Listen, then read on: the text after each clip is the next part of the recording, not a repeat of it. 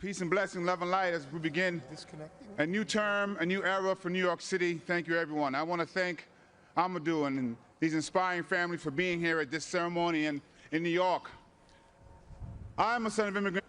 I was just sworn in on my late father's Bible. My mother is here today.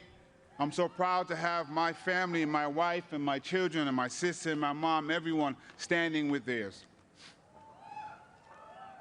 Their stories perfectly capture this moment for the city. The challenges we face, the hardships we endure, and the hope that persists. Those realities are often in tension because this is a time and a place of contradictions. One where even as the federal government drives us to despair, local leadership can invite inspiration.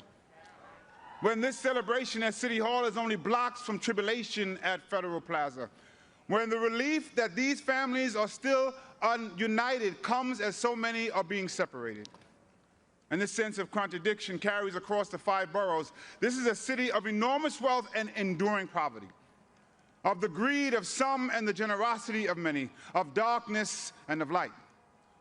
And I've seen the darkness, of course, yet I look out on New York today and I see so much light. These contradictions mean we can at once love our city as it is and challenge its flaws, not as a reason for pessimism, but a call for activism. As public advocate, I've tried to be an activist elected official, someone who pushes back. Now I see the chance to push forward.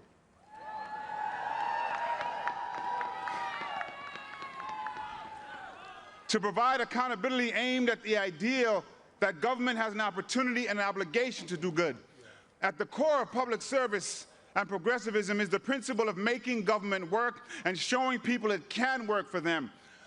That means we need to meet people where they are, also show grace instead of ignoring what brought them there, and be honest about why. The powers in place would rather create an other to blame for our problems than to address them, whether it be our immigrant communities, our trans siblings, our homeless neighbors, or too many other marginalized groups. Rejecting those ideas means naming the reason that the powers in place perpetuate them, because if we are divided, the status quo stands. Whether you arrived in our city generations ago, or 5 years ago, or 5 minutes ago, the reason so many New Yorkers have too little are not because of the people who have even less or who have been here for less time, not because of the people pushed to the bottom, but the systems entrenched at the top. That's where we should focus our anger and our action.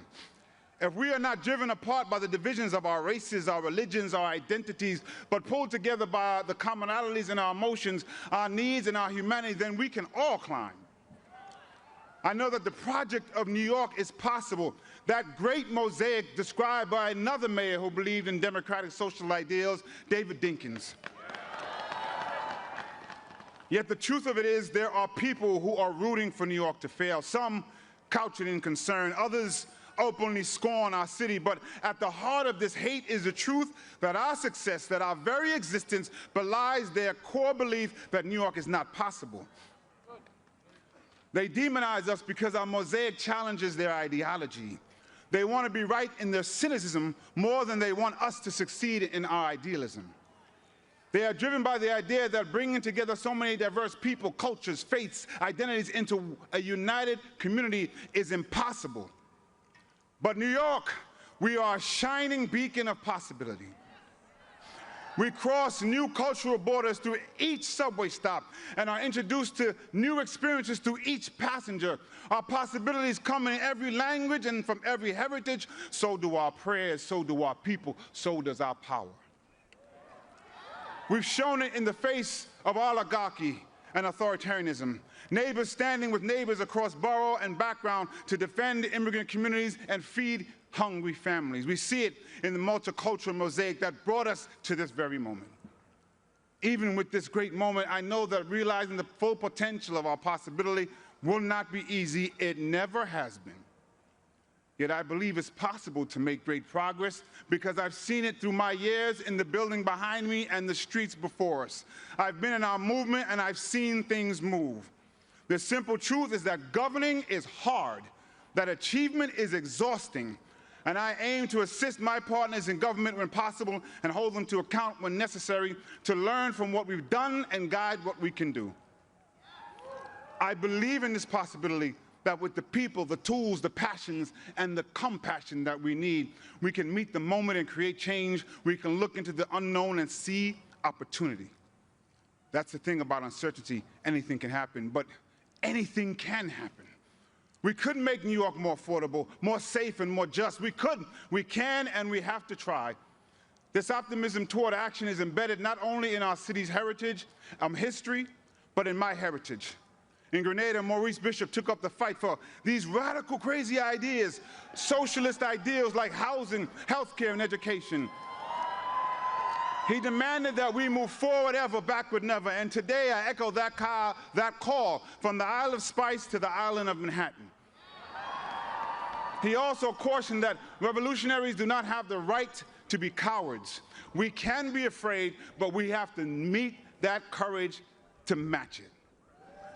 There are things to be feared, but there is also reason to hope. Hope is the embrace of possibility. Hope and fear are undeniably connected. Hope is the belief that good can come. Fear is the worry that it won't.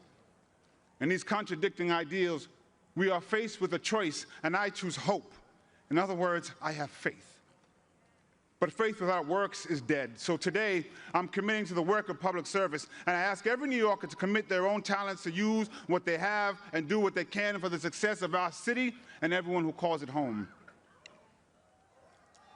I don't know if when my Grenadian mother arrived as a teenager, she hoped that a half a century later her son would speak from these steps. But she could have, because here in New York City, we choose to celebrate possibility and work to make reality. I wish I could go back and tell my younger self that. Instead, I'll say it to my daughters today, to the children of the Perez-Alameda family, to everyone who may question their own worth like I did, or whether it's worth fighting for the city with all its contradictions and problems and possibilities. And I gotta take a second to say something to so many young people who are out there. But I'm gonna say it to one person who's waited 49 years to hear it. Little black boy, you were worth it. And you always were. And without any titles, you were enough. You were always enough. And you deserve to accept love, and you deserve to be protected. And I'm honored to be here to help create a city that's worthy of that for you. And I'm so proud of you.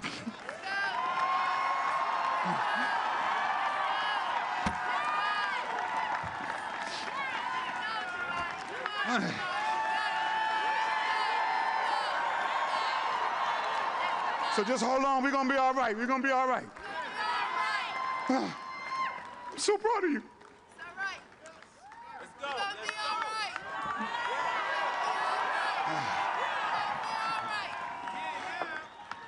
As we head into a new year, a new term, I want to ask all of you to take an oath with me. Our neighbors, I know in Brazil, adopted this motto that I've tried to embody. I did hear it for Comptroller Lander, but I gotta give him his credit.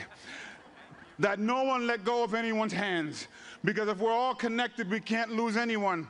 So we hold on to the hand of our neighbor and we reach out with our other hand to grasp someone who may fall through the cracks, and we bring them along. I want everyone, if they're comfortable, take a hand of the person next to you or the arm and just repeat after me. We can all be the voice of the people. I know what's ahead, but I won't lose hold.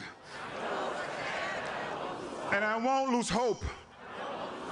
Anything can happen, so anything can happen. And as we march forward, no one let go of anyone's hands. Peace.